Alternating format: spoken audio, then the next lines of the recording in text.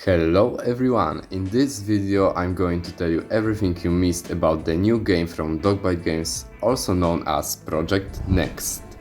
I'll cover such topics as hidden details from the screenshots you saw in previous video, some new additional info straight from the developers, as well as the approximate release date and what platforms it will be released on. So without further ado, let's begin. The first thing you've probably missed are working mirrors. You see, in Off the Road, all of the reflections are showing the same fake image of some canyon. Here you can see a more detailed mirror effect which reflects everything around it. We don't have any screenshots of the interiors, so we don't know if we will have fully working mirrors, but it's good to see some improvements. On the fighter jet screenshot, if you look closely enough, you can see something that appears to be an aircraft carrier. It will probably be a place where this fighter jet plane will spawn. Also, it shows how big the map is. Aircraft carriers are usually around 300 meters or 1000 feet long, and you see how small it looks compared to the land behind it. Another thing worth mentioning is that this path is actually an asphalt road. How do I know that? Well, you see, in Off the Road, for example, if you are really far away from the roads, they disappear to provide a better performance, just like here, where the fighter jet is far enough for the roads to be out of render distance.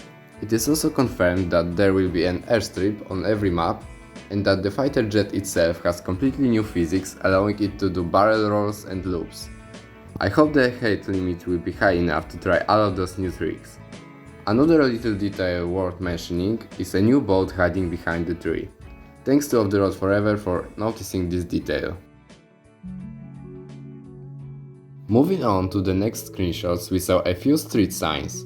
Smaller ones will probably be breakable, however the big ones are a bit more interesting, because if you look closely you'll see that it shows directions to downtown. This is probably only a placeholder name, but it makes me wonder, will we get names for geographical locations in this game? That would be incredibly cool. Just imagine the lakes, mountains and canyons having their own names. That would give so much character to the game. I hope somebody from Dogbytegames is watching this. Since the last video we got a brand new screenshot. Here you can see a Bugatti Chiron getting refueled. However, one thing that caught my attention is the way it is done.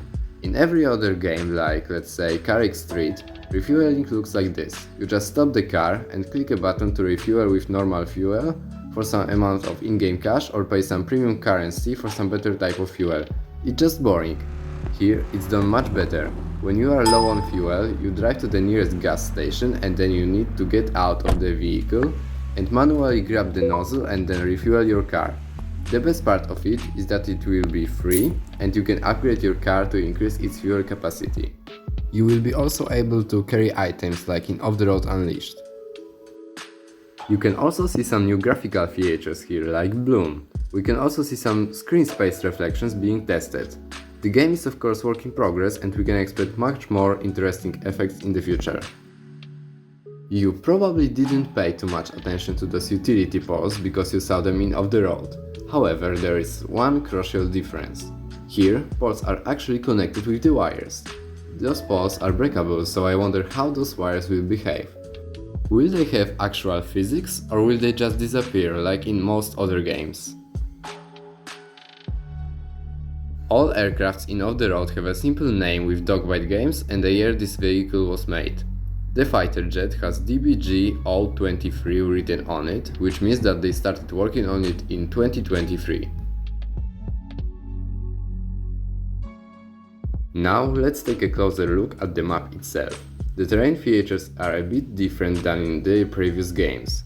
In OTR everything is so densely packed.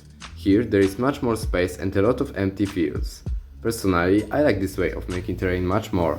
We can also see some new environment features like oases, cliffs and steep mountains going directly to the sea. It gives me some GTA 5 vibes. Would be nice if they added some sharp rocks here and there. Another little detail that makes the game more realistic are window wipers. Those marks are indicating that we might be able to use them to clear the windshield from mud and snow. If you thought that this indicates rain and other weather effects, then I have sad news for you, because we won't see rain in this game and I fully understand why. It would negatively affect the performance and it would be simply annoying, like in Minecraft for example. Enough of the sad news, now it's time for some good news. We will finally see sun in this game. I don't know if you noticed this, but in OTR sun and moon are non-existent. It is confirmed that in new game the entire lighting and shading will be based on the sun movement. Now one of the most anticipated features. We will finally be able to place multiple vehicles on the map, even in single player. There will also be a trailer to help you transport those vehicles. It would be nice if the train from the Snowfields and Red Canyon made a comeback, cause this train car would finally have a use.